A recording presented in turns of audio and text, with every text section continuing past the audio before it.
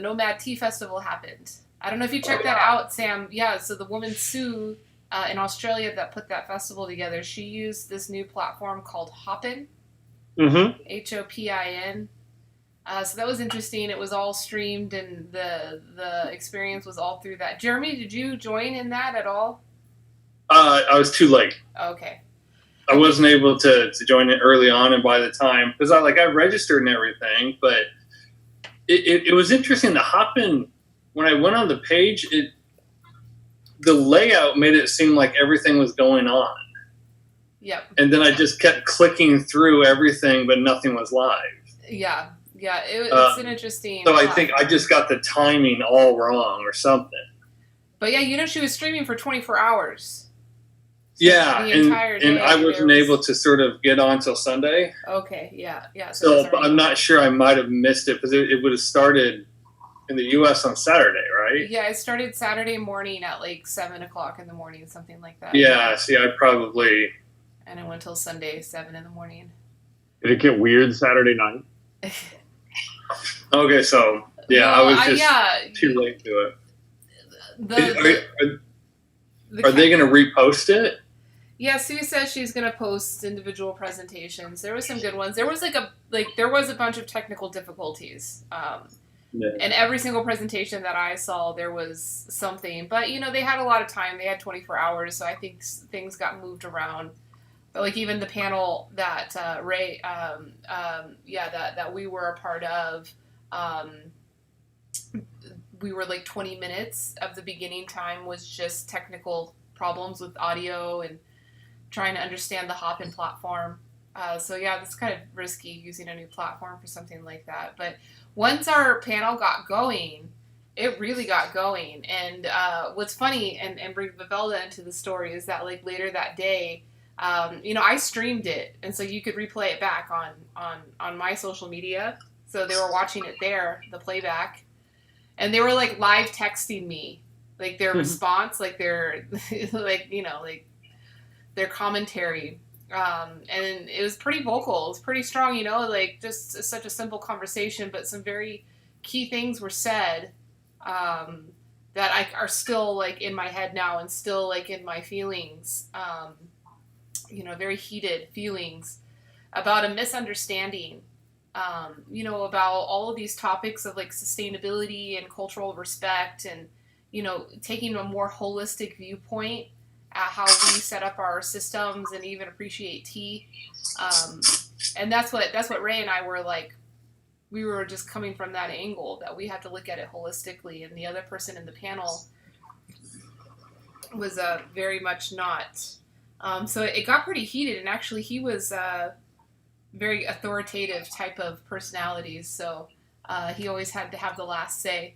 So it was like a really interesting, like live conversation dynamic, because the voices kind of raised a little bit, and so the main thing that he was upset about, because I made some pretty overarching, impassioned remarks, as I usually do, and I said something about commodity tea being crap, and we got to just get rid of that crap. I said something like that, and he took like severe offense to that. That I was insinuating that like British tea culture is crap, and that like Moroccan mint tea appreciation is crap. No, the tea itself, like the commodity nature of the tea and how it's produced, is crap. The cultures, we should definitely embrace them. But then he was trying to say that like those cultures should be respected to the same level of the cultures that like Ray is trying to talk about with the ancient tea trees. And there was just a lot of going around in circles, and it was like the classic boomer millennial, dynamic that you hear about.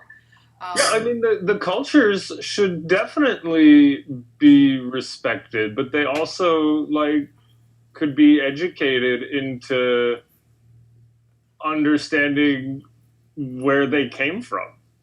Exactly. And their effects of, like, their overarching effects. What are the unseen effects? And it's like, we could have... you could have the same British tea culture and use better tea. Yes, exactly. Yeah. It would actually improve. I think it could improve the culture. Yeah. Well, and the culture would change too, and so that's what I was saying is that like if we put better tea in it, more sustainable tea or whatever you want to call it, that there's actually um, it's difficult and maybe it won't fit in right away, and maybe that culture will have to evolve to make room for more sustainable practices versus just because he was trying to say that that he does work with good tea, so that's what you got to give credit to his viewpoint. He works with like reforesting lands in Vietnam, and so like all the farmers that he works with are like artisanal and paying a better price and having more dignified systems for their communities. So that's good. But he's trying to like plug in these like green teas and black teas and more artisanal teas into like blended tea or into like the Moroccan tea culture or the British tea culture, and having some limited success. Some people get into it and they'll buy it for the sake of the sustainability or for the sake of the story, even if it's more expensive. But like the mass market, fair trade has shown that like people won't. It still has to be competitive with the commodity price, which the price has to be like significantly more in order to be really sustainable for the source. Yeah. And how do you go through that kind of change without making it exclusive? Yes. Yeah. We got to keep it open and inclusive. Yes. Well, and I mean, at a certain point, like if you start pricing people out of the market, and it makes it harder. Like, I'm sure there's a lot of tea drinkers in the UK that can't afford to drink good, even if all they could get was quality tea at prices that like respected the sourcing. There's probably a huge portion of the market that couldn't afford it. Not at the current consumption culture that they have. Correct. So it's like that. So it goes into like changing a lot more than just tea culture. That it gets into like how do all businesses treat their workers and making sure that everybody can afford to drink good tea. Yeah.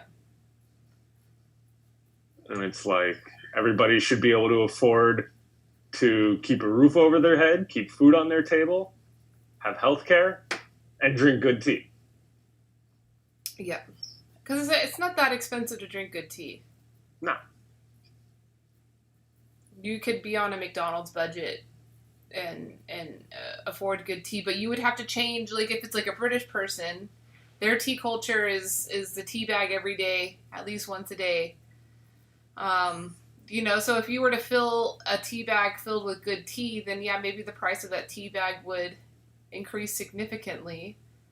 It's like if you changed your consumption habit to not be in the tea bag, but to like sit with a good tea for a long period of time and get the full value out of it, the pricing would probably be similar. But the culture the culture of the consumption is consume more, like single use over and over. Yeah, they use a new tea bag every cup. Yeah. Kind of thing. Yeah.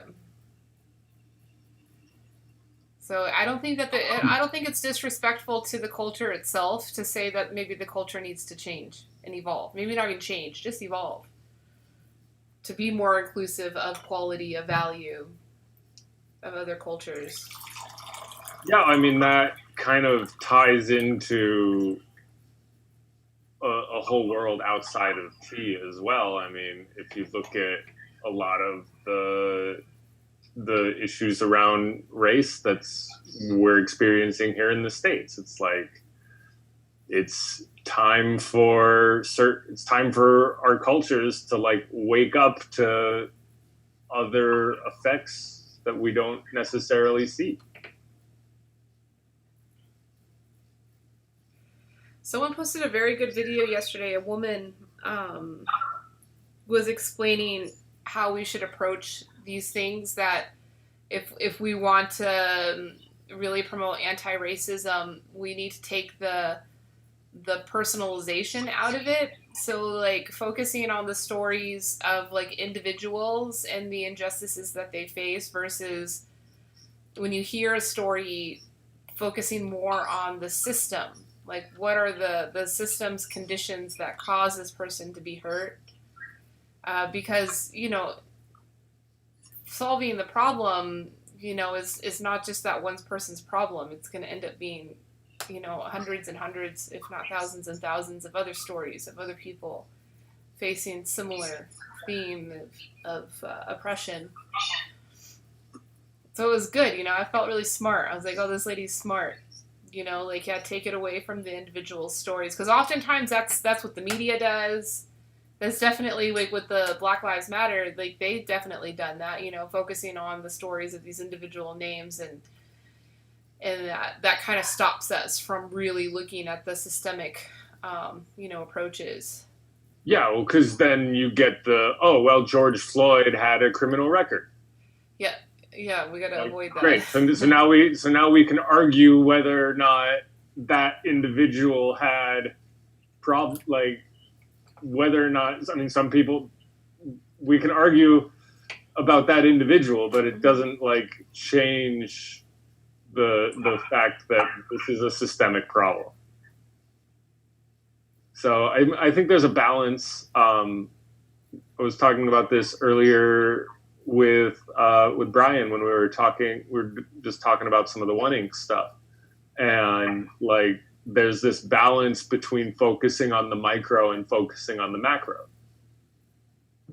and you have to do both. Mm-hmm. And it's like really easy to get sucked into doing one or the other, or to be too focused on one or the other.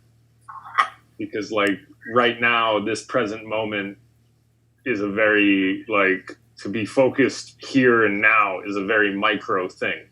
Mm-hmm. And that's good. I mean, we always want to be here now and be present, but doing that with the understanding and the full context of the macro Mm-hmm. is really important. It's like, how do we zoom in and out? You know, or I even think like have both viewpoints at the same time. we have to be open to it. And I think that just like with personality types, it is reasonable that maybe as individuals, as each of us as individuals are more skillful at one or the other. And so where the real magic happens is when we're able to bring those perspectives together, bring those skills together to create that more holistic viewpoint. You know, I've always thought about that. Like, as a leader, like my ideal would be to possess all of those skills, which maybe that's true. But at the same time, that you can't fake what you are, you know, like the way that your brain works and the way that you focus on things. And, you know, it could be a feminine, masculine thing. It could be an astrological thing. It could be whatever. But, you know, we definitely have different ways of looking and skilled at one or the other, or balanced, you know. But I think it's a little bit more, you know, polarized than not for most people. That's why men and women work well together, right? Because like the women are known, or I should say women, the feminine energy is known to be very pragmatic and like making smart decisions for a long viewpoint of return, versus masculine energy is known for being much more risk-taking and much more focused on returns immediately, like what are the progress that can be made now, looking less at the future. But if you bring those two energies together, you have like the perfect combination, right? Because you have those people that are going to be speaking up when it's time to take a risk and time to do something bold, like right now. That would be the masculine energy. And then the feminine energy counters that and says, okay, well, all right, here, let's calculate these things and see how we may modify this decision to, look out for the future. So. Yeah, I definitely agree with you on that like they're both needed. Yeah. They situationally, sometimes one is more important than another for like specific moments in time. But yeah, that's the balance. That's yin and yang.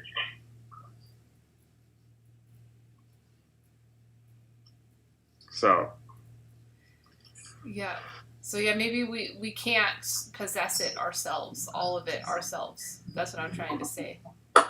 No, we definitely can't. And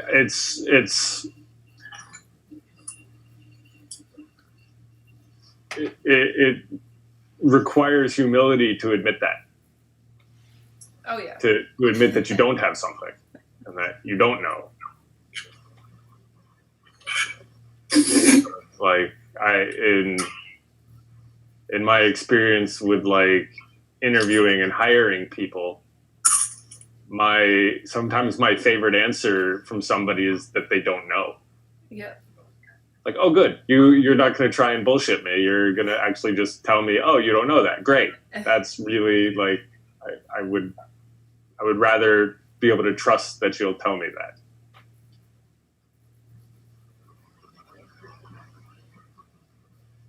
And like, I'm kind of the same way with my friends, that I like it when my friends tell me no. That, or like when you go into the fridge or if you're at a friend's house, which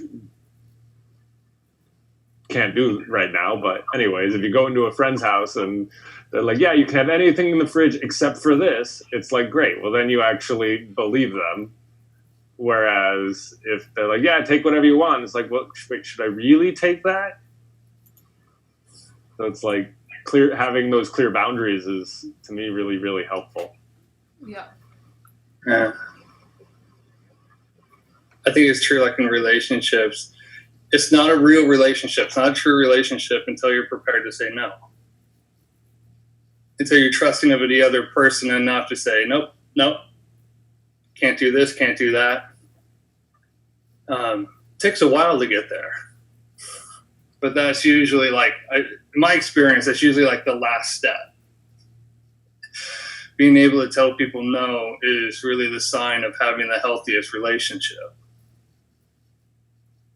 And recognizing that no is not like the end of the relationship. Yeah, and that's it. You can say no without sort of fear. It's just sort of respect. That's interesting. Yeah. I like that. I always have an issue with saying no.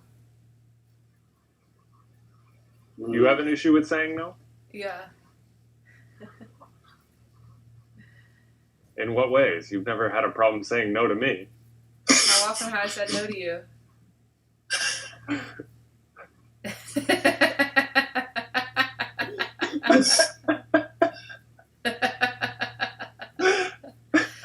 That's it. You wouldn't even notice, because that's important to me. Like it's not like I go around the world, like looking for gratitude for all the yes saying.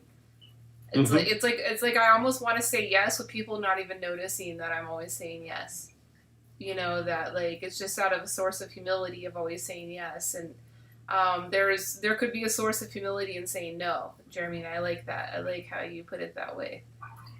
Mm-hmm. Yeah, I mean, you were present at least for me learning a hard lesson about learning to say no to things.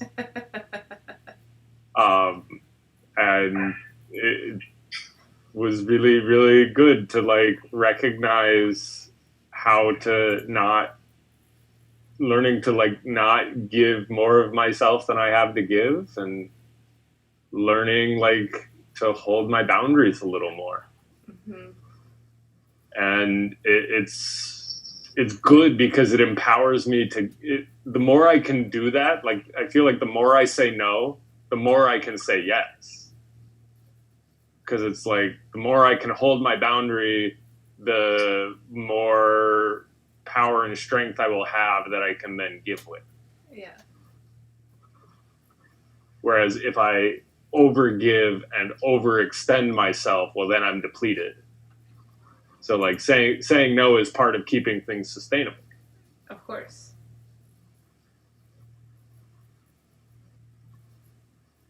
Mm-hmm. You know, my source of always saying yes, which in the past couple of years I've been working more and more on saying no. But like, yeah, years ago, like when I first started the company, I was just like constant say yes, like say yes to everything. And, you know, I do that in other parts of my life as well, personal or whatever. And I think the way that you know, I don't know, justify or, you know, kind of reason on why I do that. And it's not like I get myself into a place of like, oh shit, I should have said no. Like, I'm miserable now that I agreed to do this thing. And now, you know, I wish I had said no. I've never done that. It's not like that. Um, I feel like it's almost like a practice in patience of like, I'm just going to go with the flow and do whatever. And even if it's like the worst grunt work ever, my challenge is to find like the satisfaction in that, the lesson to be learned or the value to be found, you know, in doing that type of work or in you know, challenging yourself to do something that maybe you're not comfortable with or whatever it may be. I don't know. Do you think that's unhealthy? No, I don't. I wouldn't say that. I mean, for myself, it comes from like this, like from insecurity, and like it's more so like people pleasing behavior. And also possibly that it's easier to do what other people want me to do than to think about what I want to do. That if somebody's going to lay a path before me, it's like, oh yeah, I'll walk that path. Great. It's much easier to walk that path than it is to like decide my own. And get everybody else to walk your path. Yeah, or let them walk their path, and I'm gonna walk mine, and sometimes they'll be in parallel, and sometimes they'll cross, and sometimes they'll diverge, and that's Yeah. okay. That's it. Yep. I'll say this. I'll bring this. Since back in like 70s and 80s, John Paul II wanted to know what love is, and he wrote a book. What is love? And the first thing he decided to do is figure out what is hate. What is one thing, no matter who you are, where you live, what your belief system is, what is the one thing every single person has in common? What do they hate? And everybody hates to be used. Huh. And I think every single person says, I hate to be used. So he says, if that's hate, then love is the opposite. And what that means is that you have to offer yourself to people. It's like you have to share yourself with people. And this is vulnerability, this is humility, this is making yourself available to people. But don't ever let yourself be used. And everybody knows that. Everybody knows when somebody crossed the line and you're being used, and that's when you say no. I think that should be sort of the standard where you know when people coming to you and they're like, they take advantage of you, they're using you. But do you always know it at the time, or do you see it after the fact?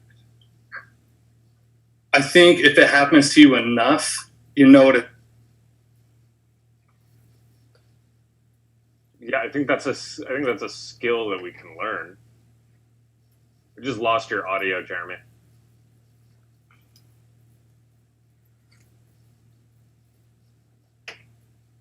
Yeah, I'm bad at that. Not love, that's hate. Jeremy, we lost like your last 30 seconds of audio. Oh, it's just breaking up. Yeah. No, I think I was just saying that. Basically, if you allow yourself to be used, that's hate, and that's the limit when you have to say no. And typically, after you live a life long enough, and after you have enough experiences, you know exactly what people are doing to you, and you know when you're about to be used, and that's when you say no, because that's just hate, and you can't let that into your life when you have the option to push it away.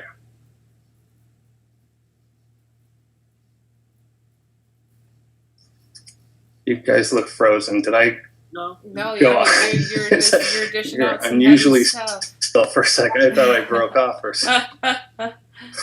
Yeah, So, but I think a lot of, I mean, the way capitalism works is companies use their employees. I mean, that's like we trade our time for money every day. Yeah. And at a certain level, like, we're being used. So, and people don't feel empowered to say no to that. Mm-mm. Because if you say no, well, now you don't have income, and that means you don't have a house, and that means you don't have food, and means you don't have good tea. Yeah, it's just fear. Just fear and risk is too much for people. And I think that's typical. So you have to trust. So you have to trust love. Love is harder to trust. yeah. Oh yeah. I think it's because hate is something you see, it's something you feel, something you experience in a more visceral way. And people have a hard time, I guess. Just people have a hard time with it. So it's a lot of risk, a lot of fear to having to walk away from situations are going to be destructive. And I don't think you necessarily blame people for staying with something long enough. Like I said, if it's a job, if people are dependent on you, how do you make that decision? So it becomes more nuanced and complicated the more people are involved. But if it's face-to-face, one-on-one, you typically can realize who's going to be a benefit to you and who's really going to be a hindrance.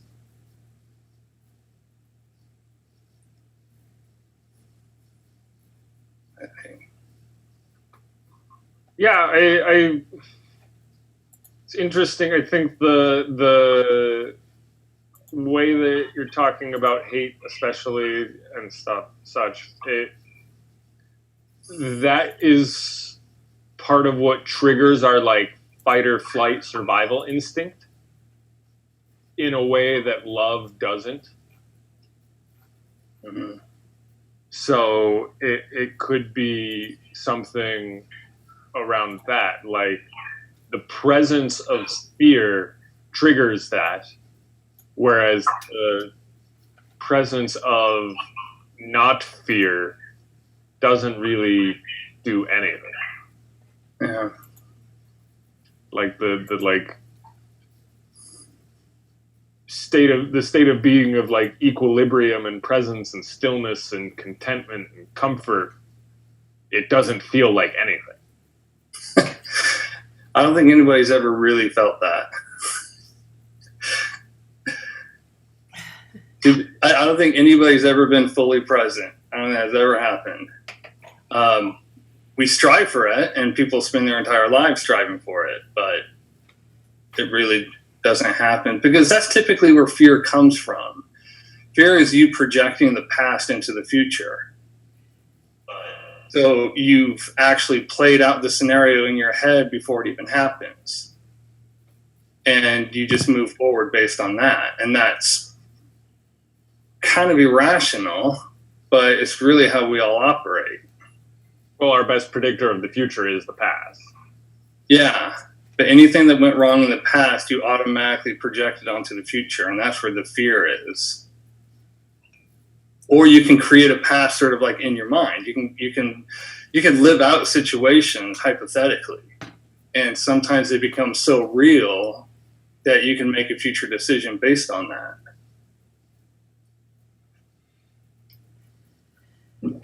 Dude, that's weird. You're saying that we're living in an age where we're afraid to love. Sorry, what was that? We're living in an age when we're afraid of love. Yeah, absolutely. Because I heard someone talk about selfishness. He had a fantastic perspective on selfishness.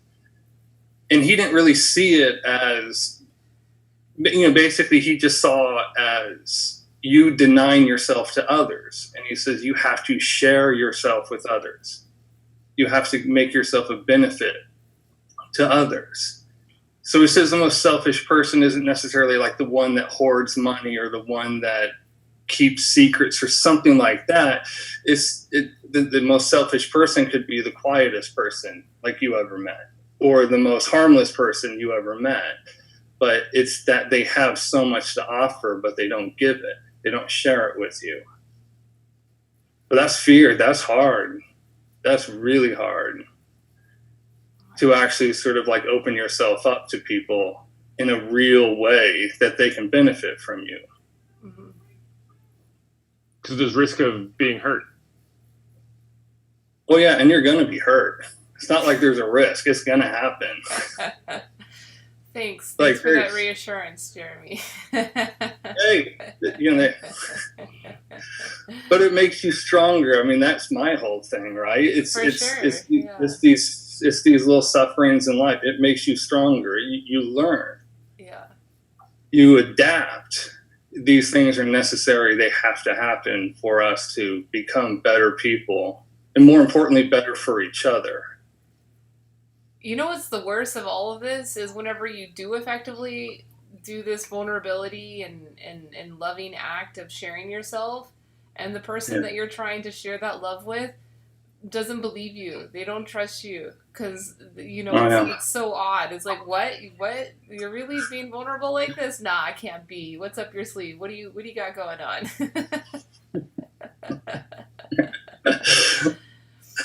It happens all the time. I mean, even with my business, right? Like, a lot of times when people first learn about what we do, especially people that have been in the business for a long time, they're like, no, it can't be. It's too good to be true. Like, they immediately just write it off. Like, it can't be. Like, someone willing to be this honest and this giving? No way. No way. It can't be true. It's the same effect, I believe. What I've kind of experienced is that there's so much effort that goes into being shady that it's like, if you just save all of that effort for the times that you do get hurt, you'll have plenty of effort left over to get over whatever bad thing happens. That's huge. Yep. So it's like, I'm just gonna redirect the effort of like doing shady stuff to like overcoming whatever bad stuff that happens. They say that it takes a whole lot less muscles to smile, but, you got people walking around with resting bitch face all the time. Like, what? Like, I mean, your mother was right when she saw you looking in the mirror or something and making faces at yourself. Yeah, it does get stuck that way. Your face will get stuck that way.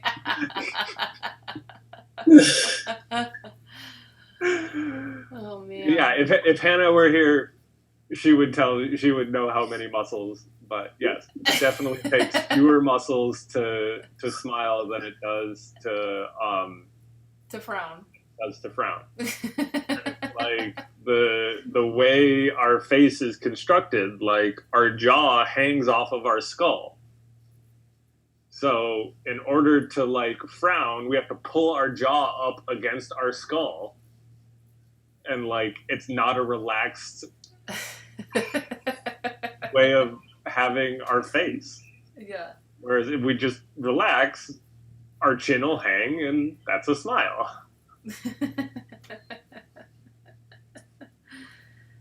I think this is the new method to teach people how to love. Hate's too exhausting. It's just because it's like it really is. Hate, evil. It's like God. It's just so exhausting. Such a waste of time. But I'm trying to lose weight right now. You know, I want to burn those extra calories. Let me eat more.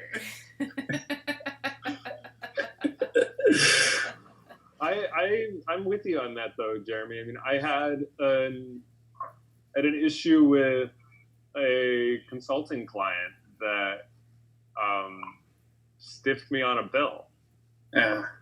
And it was enough that it was like not. It was enough that I couldn't. It was enough that it was very difficult to just like let go of it. Like it's okay if they never pay me.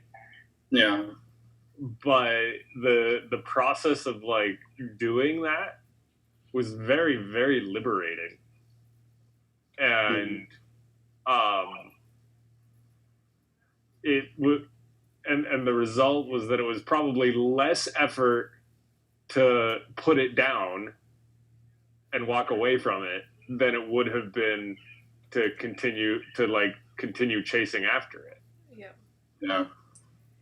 And I mean, fortunately, like 6-8 months later, it finally came around, but it like, I stopped chasing it and like, I'm going to take all of the energy that I would invest in trying to collect this thing and overcome this hate that somebody has got towards me. And I'm going to take all of that energy, I'm going to redirect it towards creating something new of the same value. Yeah. And it was much more fulfilling, for sure. Yeah. There's this is sort of an extreme example, but you know, it's Ava Kor, and she actually passed away recently. There's a Holocaust museum in Terre Haute called Candles, and Ava Kor is a Holocaust survivor. She has obviously horrifying stories to tell you, but it was important to her to keep that history present for the young to know what evil really is, like what it really is. Later in life, she was heavily criticized because she forgave she forgave the Nazis. She forgave the concentration camp guards. She forgave them. And she has a story about it, how it took, you know, nearly 2 years for her to come to that. It took about 2 years to decide to do that. But her explanation was, I can't live with this in my heart. I can't live with this resentment. And it was the most extreme you can. And she was more justified to have that than any other person alive. But she couldn't do it. She couldn't live with it anymore. And she forgave them. And she was.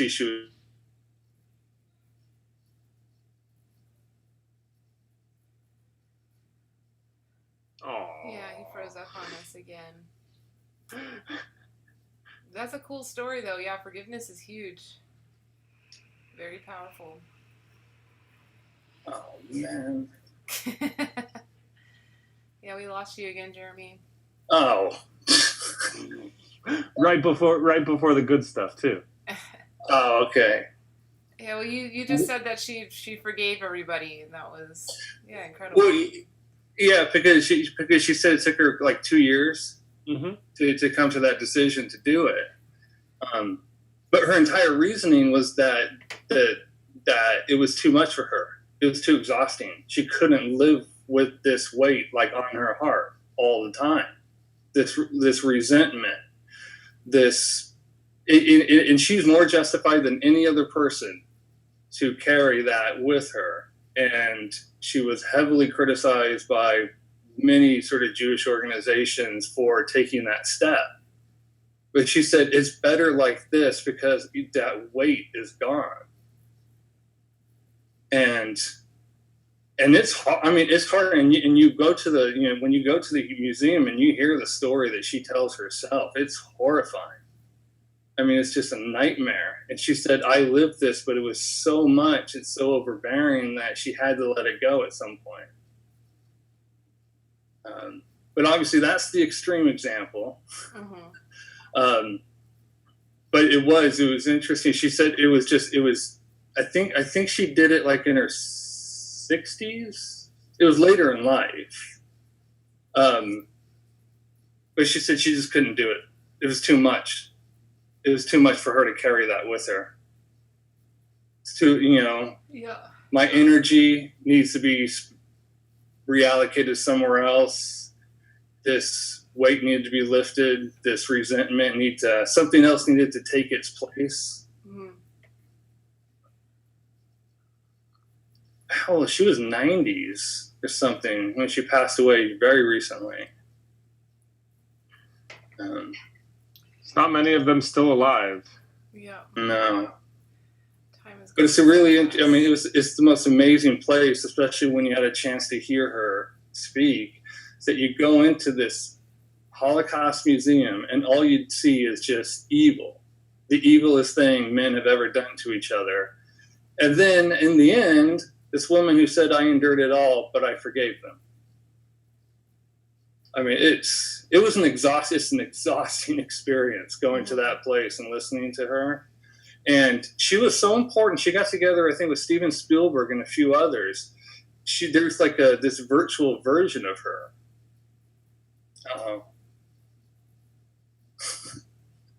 No, you're still here.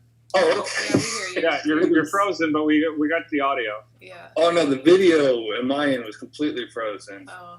What was her name again, Jeremy? Ava Kor, Kor. But when you go to the museum, Spielberg sat down and she answered like 500 questions or something. I mean, I think maybe more than that. Maybe it was like 1,500 questions. So there's an interactive like hologram of her. So you can ask her questions and she can answer them for you.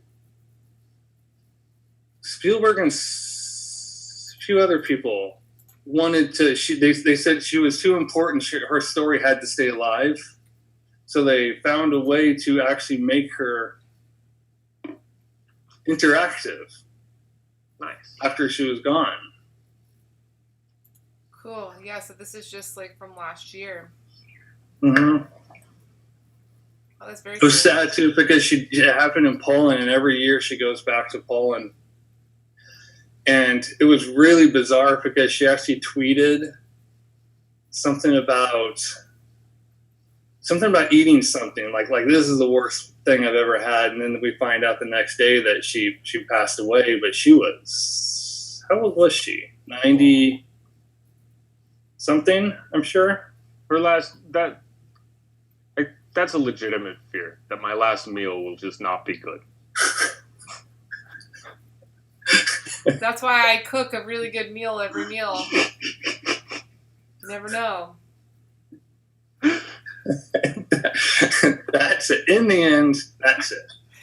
You never know. Yeah.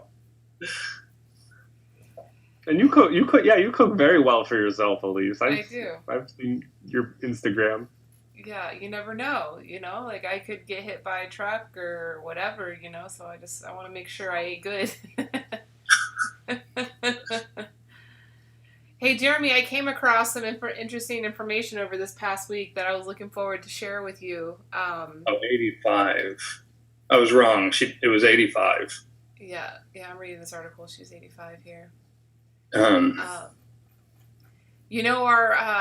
COVID doctor, Dr. Fauci?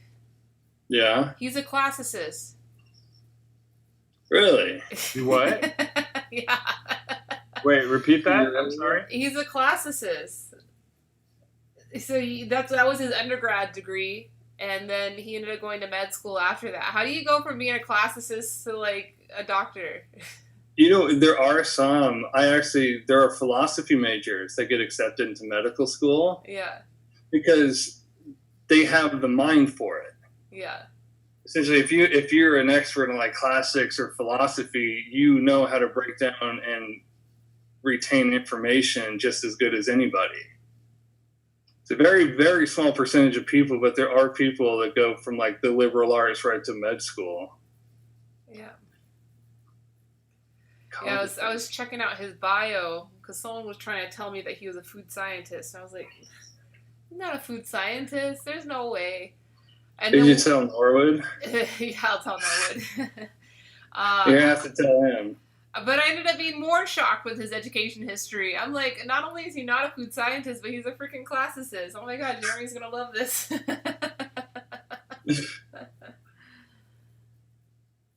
Yeah, because that's Jeremy's background. Yeah.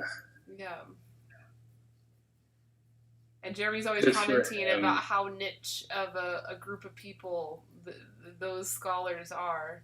Oh, we're fewer and fewer. Departments are closing down. It's just not high demand. Well, no, because now we, instead of studying history, we write it.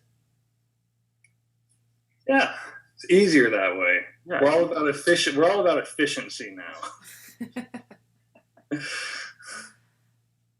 Too lazy for all this.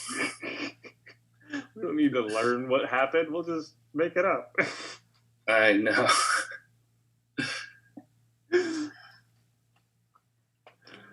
I got to read more about this now. College of Holy Cross. Yeah, now you have something to look forward to meeting this guy. That's a Jesuit school. I knew it. I knew there was something about this guy.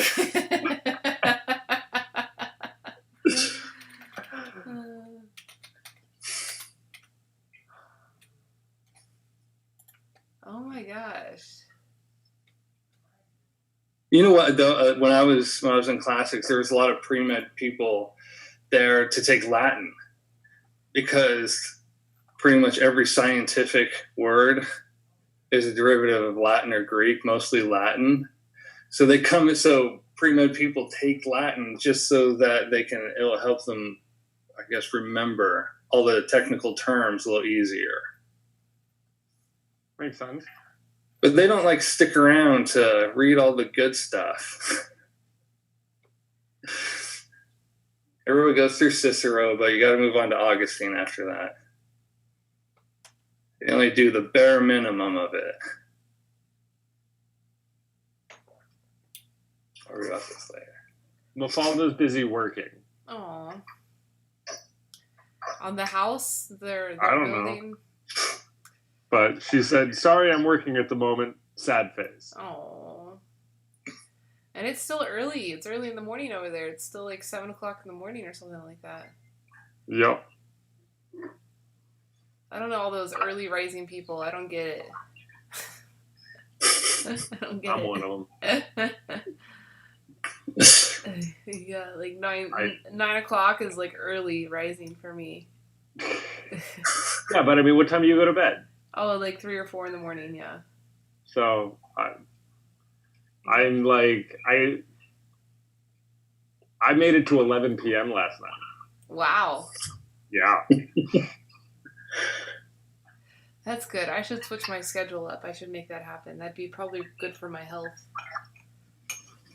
I mean, I like being up in the morning before the world starts. But you live in a city that never sleeps. I'm going through a down right now in this whole pandemic stuff, and just really down that there's nothing to do, I was quite content just in my house for all those months, but now I'm realizing, it doesn't matter. This is the city that doesn't sleep. I'm not going to the casinos. I'm not going out to, party all night. Yeah, it's funny. Hannah and I, through all of the stuff that we've been going through for the last week, a house popped up on the market right around the corner from where we live that is it's exactly what we would want if we were going to buy a house, in terms of size, in terms of yard, in terms of location. It is a little bit of a stretch budget wise, but what it got us looking at is like, so we're here in LA. All of the things that we like doing, like the food here is pretty good, the entertainment scene is really good. None of that stuff's going to be back to like the way it was anytime soon. Yeah. So it's like, why would we be thinking about planting roots here? That it's like, this is just not going to be, I don't think it's ever going to really go back to the way that we want it, or the way that we really enjoyed it. And even if it does, I'm not 100% sure that we would be able to enjoy it. I mean, we were in Malibu this last weekend, and figured, well, we're here, we might as well put our masks on and go like take a stroll down the beach. And it was just like really, really uncomfortable because it's crowded and nobody's wearing masks, and it's like, I don't want to be here anymore. So it was an interesting experience for sure, but it helped us like realize that, oh, maybe it's time to leave LA. And we kind of don't mind the not going out, but part of it could be that we enjoy each other's company. Yeah. Until. I'm sorry? Until. I mean, we're coming up on 6 years, and it's getting better. So that's good. And my guess is until we make a baby, and then when we make a baby, then. Hey, right now is a good time to make a baby, Sam. What? Right now is a really good time to make a baby. We're practicing. Oh, that's good to hear. That's very different than what I was hearing from you guys last year, so that's good. I'm so excited for you guys. Yeah, I mean, we're definitely, it's definitely not happening anytime soon, but we'll get there. Like it's on the roadmap. Cool, awesome. So no, that was like big decision happening this week. It's like, oh great, we've started looking in other areas, and where we're looking right now, for half of what we would spend on a house down here, we'll get the same house and 5 to 10 acres of land.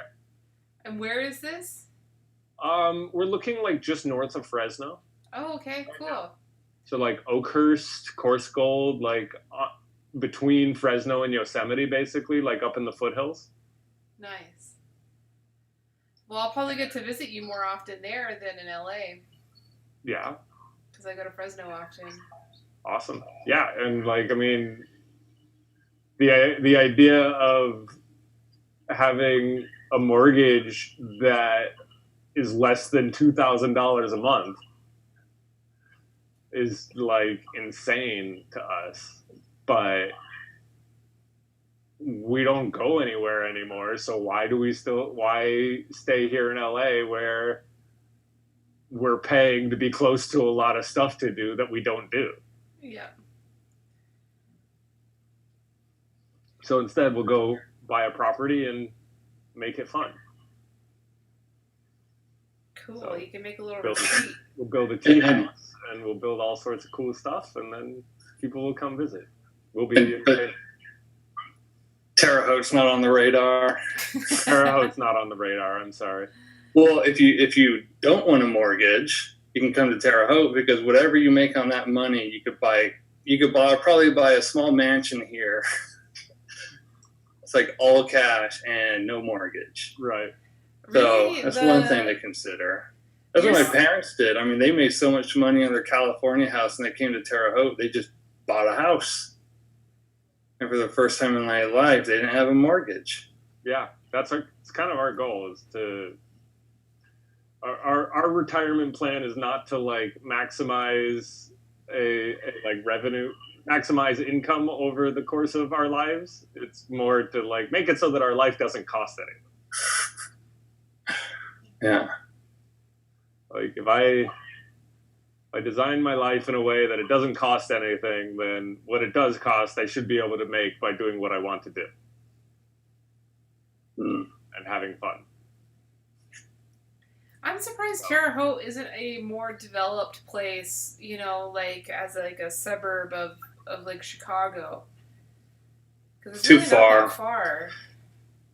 But How that's far? you can get to downtown with 3.5 on clear traffic.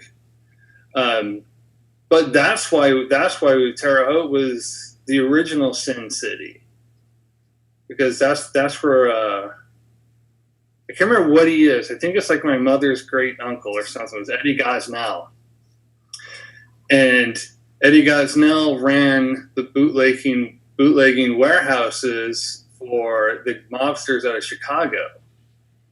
And his wife was Madame Brown, so she ran all the local brothels.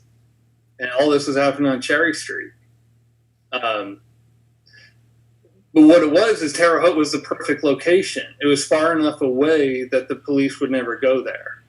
It was the closest you can get to Chicago with people not putting any effort to, like, so law enforcement is too far for law enforcement to go, but close enough that it was an easy trip for people. Mm-hmm. So back in the day, it had its purpose. It had its connection with Chicago, not so much anymore. I bet I have family that visited there. Because my dad's side of the family is from Chicago. Uh-huh. And like great Uncle Mo or somebody like back far enough in the family tree, they were in competition with the U.S. Mint Ooh. and the Department of Treasury. Yeah. So they might have visited Terre Haute a time or two. Oh, I'm sure. And the reason why it's called Crossroads of America is because the Highway 41 was a highway that connected Chicago to Miami, and 70 connected New York City to Los Angeles. So that's why it became known as the Crossroads of America. Oh, neat. So everybody sort of, at some point, and just like today, at some point, people have driven through. They don't stop anymore. But if you travel out through the Midwest, because I've had a lot of people tell me that, oh, I've been through Terre Haute. Well, I remember seeing that on a sign. Yeah. But yeah, it's glory days. And I think the problem is I think it's still ashamed of its past, when I think it really needs to embrace it a little bit more. Yeah. Not necessarily like, let's revive Sin City, but you know, it has a much more interesting history than people know about. Well, we could also just rewrite it. Because that's true. No one's gonna. That's the thing that we do these days. Who's gonna fact check a story about Terre Haute? That's where the aliens landed, right? Yes, out behind the penitentiary. No, on the side of the federal penitentiary. That's why it was chosen to be built there. That's a good enough story. Maybe it's not actually a penitentiary. It's some like alien science lab. Yeah, not a lot of people know a lot about what's going on there, you know. I don't know. Yeah, it is. To get in contact with my security guard connections. It's funny. I met a guy through the farmers market. A couple of guys through the farmers market, and they work out in the penitentiary, but they're not allowed to tell us anything. Because of course everyone's saying like, "Oh, who's out there? You know, what's going on?" But they're not allowed to say anything to us. Maybe there's a reason, but it always makes you think there's more to it than you think. Always. Maybe. You have such an interesting social circle, Jeremy. Between your friends at the penitentiary and your friend the coroner, Like The coroner, the embalmer. the embalmer. Yeah. Oh yeah, I know some stranger people than those, but you'd have to come to Terre Haute to meet them. So that's your incentive. All right. Hey, I've been to Terre Haute. I don't remember meeting any of the people. Yeah, I mean, you're there for like an hour. Well, you know where Launch is, that smaller office? Yeah. The smaller business? That's Cherry Street. Oh, okay, cool. But you now open it's up a tea brothel the to edge of commemorate. Indiana State University and student housing. So back in the day, that was where everything went down. Yeah, you could start a business. You could start a commemorative business, you know, and it could be all like clean fun, you know. Don't start a brothel near student housing. Not a good idea. Just say it. I mean, the talent pool would be incredible. And they're just tea servers. This is not a brothel, this is a tea house. No, that property I looked at, that there's a large building that makes aluminum piping. Back in the 20s, 30s, 40s, 50s, that's where the main breweries, and across the street was the employee bar, and upstairs was the brothel. And that place was available for lease, and I remember I actually looked at it because it was old school Terre Haute history. Mm-hmm. The idea was to turn the brothel into an arcade and turn the bar into sort of a tea lounge, but it's still standing and the history is all there. But it was interesting when the guy was showing it to me, just takes me upstairs. This is where the brothel was. All right. So there are remnants of Terre Haute's history left, but he really wanted it to go to someone that would actually use it properly, because he said the only serious offer he got was a landscaping company who wanted to use like the grounds to store all the equipment and use the upstairs to make offices and like downstairs to entertain clients. And he refused to rent the company, to rent the building to these people. But what if they would entertain the clients upstairs? Yeah, see, it could.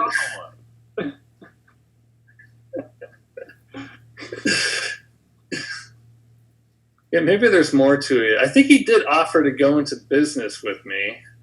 So maybe it's like, I take upstairs, you take downstairs, and no questions asked.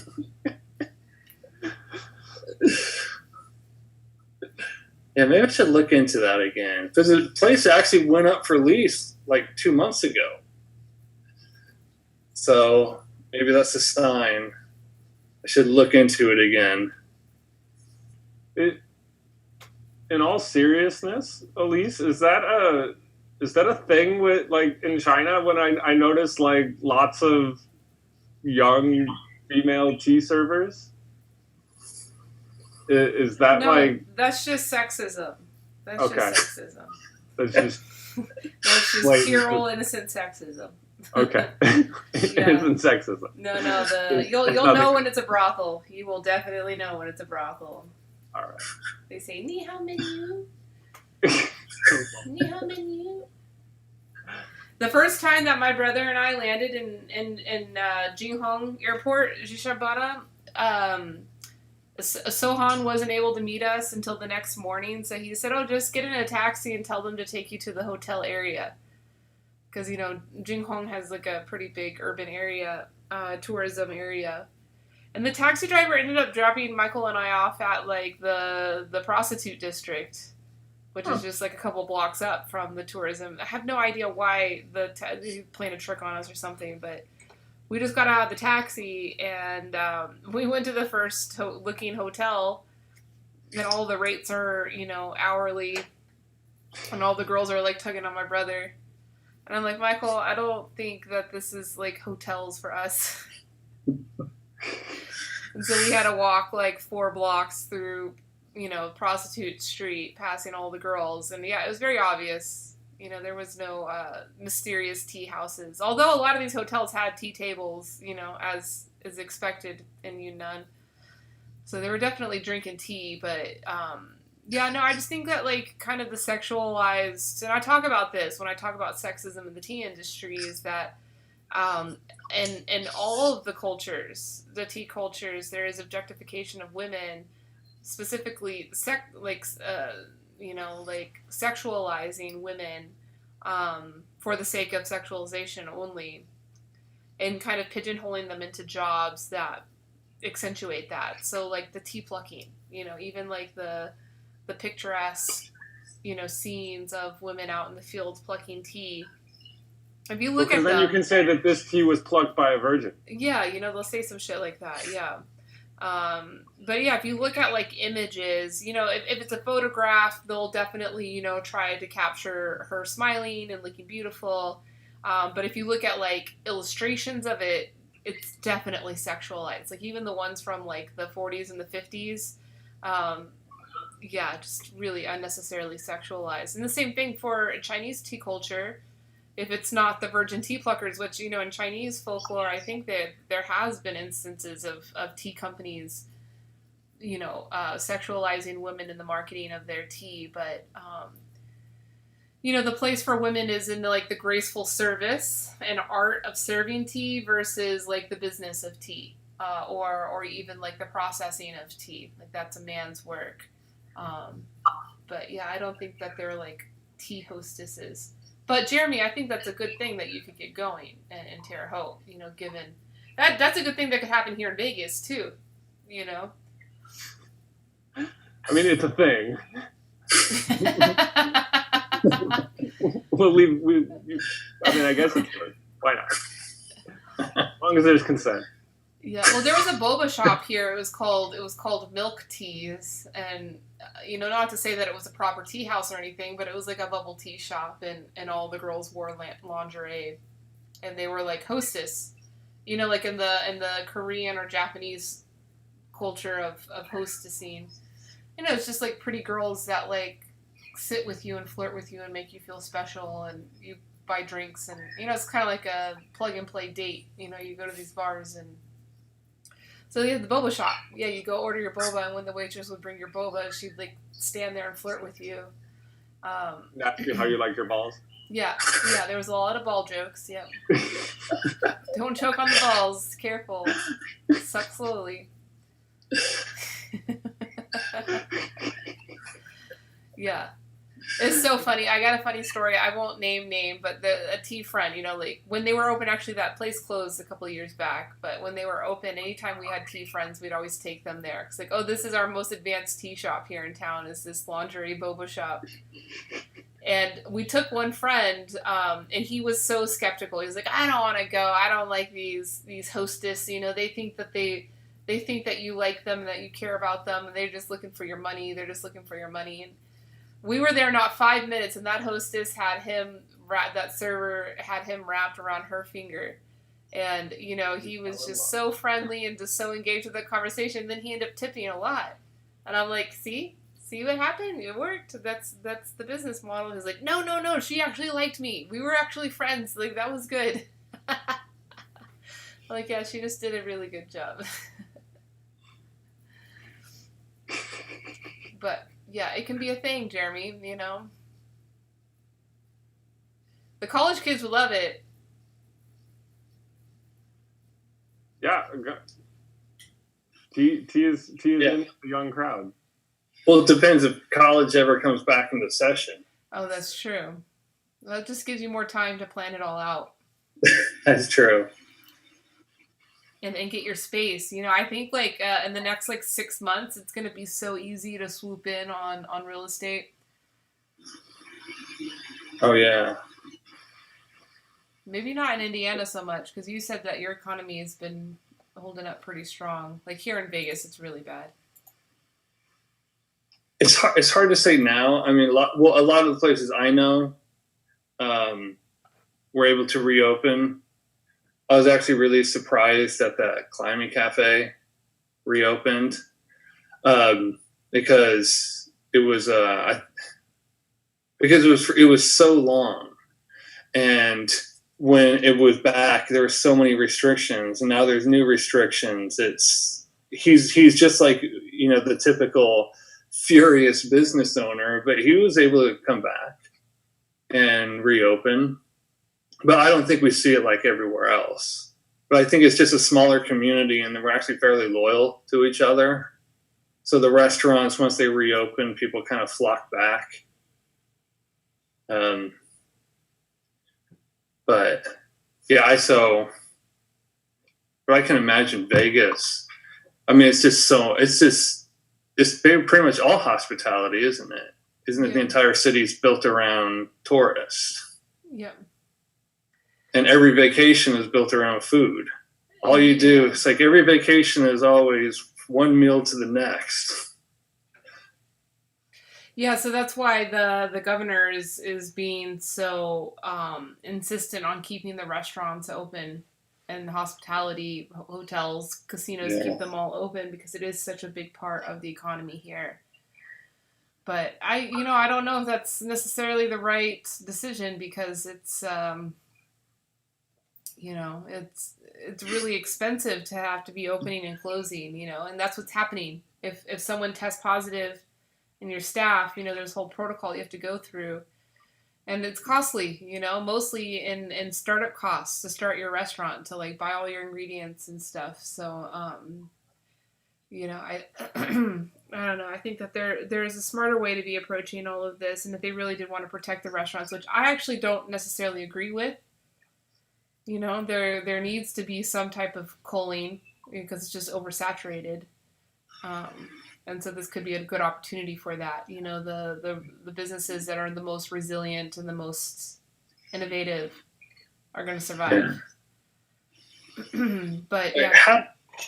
How long ago was it? Remember when your mayor offered to use Vegas as a test case? Yeah, we're doing good. We're doing good at that. Yeah. Yeah, she offered to just say, we're back to normal. And she said, we will be the standard.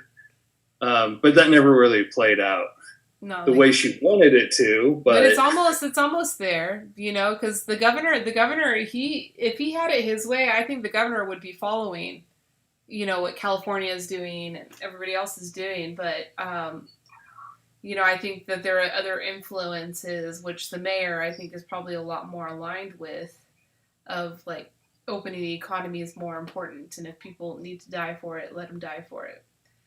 I think California's had taken a similar stance around not doing more sweeping closures.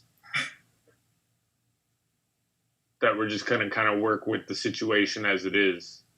Yeah. Kind of thing. But it did, dialing back, sorry if this is off topic, but for Jeremy's T-bar off of college campus, you got to make sure that you get a kombucha beer bong that you can pour it from the upstairs and fill the thing up with kombucha. I like it. That's intense. I'd throw up. I can't. And a hookah for every table. Oh, definitely. Oh, that's cool. I've got hemp you can use in your hookahs. Is cannabis legal there? No. But see, the hemp is. In Illinois it is. I think in Illinois it is now. But we don't even have medicinal marijuana. So we're way off. So I think we have to go through. Where do you get your weed?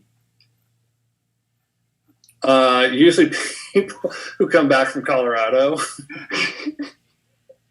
Dude, it's a whole system. Kind of is. But now that Illinois, because we were joking around about how what we really need to do is put up like a little hut roadside stand on the border of Illinois and Indiana. Have it to like to-go shops, so you're just handing it to them as they're going back into the state. Because there's no other reason for them to go. I don't know if that's legal yet, but I know Illinois has a lot of reduced restrictions.